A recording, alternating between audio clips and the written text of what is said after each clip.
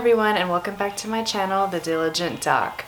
Today I'm going to be talking about a life change that I made in my early 30s, which a lot of you may find surprising, and I hope you'll stick around to the end of the video to let me know what your thoughts are once I finish explaining my thought process and my rationale. So most people, when they think of the term downsizing, they think of somebody who is much older, somebody who is retired, somebody who is an empty nester, and they don't have the need for such a large home or all of the items that they have in their home that their kids are also using.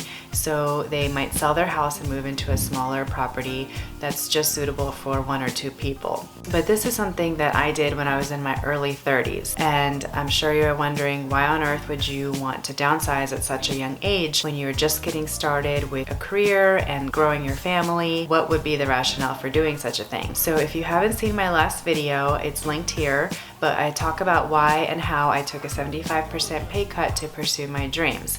And in the process, what we did do was sell our house, which was actually quite large for us at the time. It was almost 5,000 square feet, and we sold it to move into a rental house that was less than half of the size. We decided to sell our house in Charlotte, North Carolina, and we decided to make the move to Charleston, South Carolina.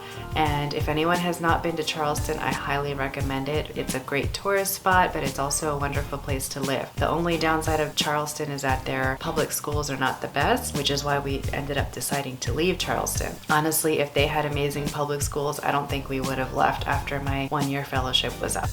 So we bought our house when we were less than 30 years old, and we sold it about 4 years later when I was 33 years old. In the process of moving and tapering down what we owned, we had to take a lot of inventory of what we did have in our house and all of our possessions to determine what was absolutely essential and critical for us in our lives at that time. What could we let go of? What did we actually need to keep? That really set us up on a path for future success in terms of knowing exactly what is essential and keeping those things in our mind going forward. The one major thing that helped me in that process was a few years before we decided to sell our house, I had learned about the Marie Kondo method through her book, The Life-Changing Magic of Tidying Up. In that book, I started the practice already of evaluating our clothing, our possessions, our junk drawers, all of those things to see what exactly we truly needed, what we were using, what we were not using, and to get rid of the things that we didn't need anymore or that didn't serve us anymore. So I think in looking back, that process actually was setting us up for success when we had to downsize to less than half of the size of the home that we were going to move into. We did not need a storage unit. We did keep a few things in boxes for the 1 year that we lived in our rental home, and those fit nicely in the garage that we had at that house. For the most part, we only brought a few large items like our bed frame, our baby crib, and our sofa, which was custom made. We knew that we would be going to our new house with those items still in tow. What did we learn from downsizing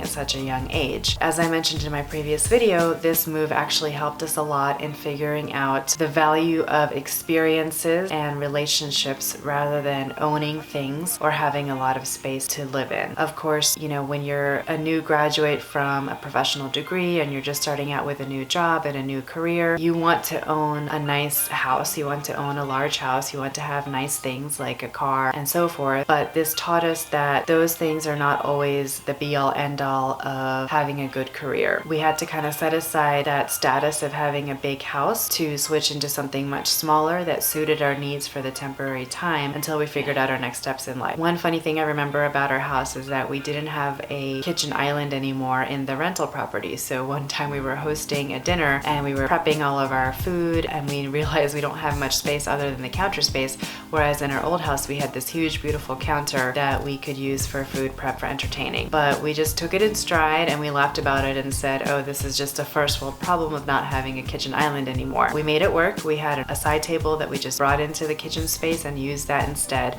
and it worked perfectly fine. At the end of the day, we accomplished what we wanted to accomplish, which was to create a beautiful meal to share with friends. We didn't need a huge house or a fancy kitchen to do those things. Other things that we benefited from moving into a much smaller house was being so close to other families and young children in the neighborhood that some something that we didn't have access to in our first neighborhood because most of the people who lived there were actually much older than us or even were retirees, and so we didn't have that camaraderie or other young couples with young children that we could commiserate with and enjoy our time with.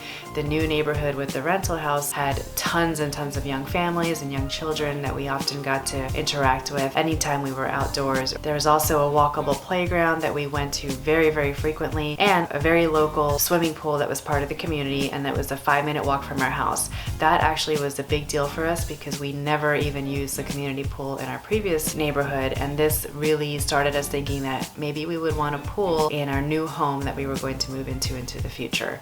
The kids absolutely love going to the swimming pool, so this was a life-changing aspect for us because we do now have a pool that the kids love and enjoy most of the year round.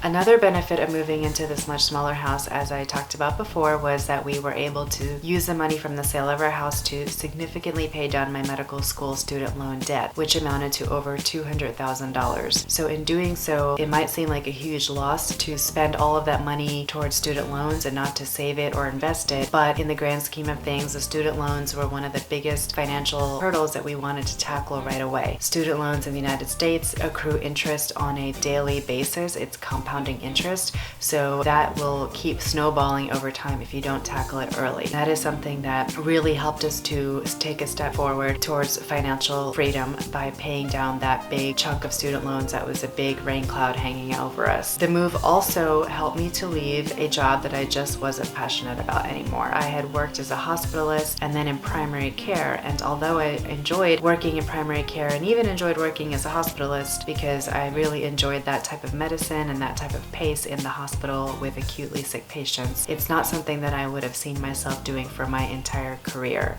I had wanted to go into palliative care for years, and this was the most opportune time for us to leave a restrictive contract which limited where I could practice and who I could work for by moving out of state.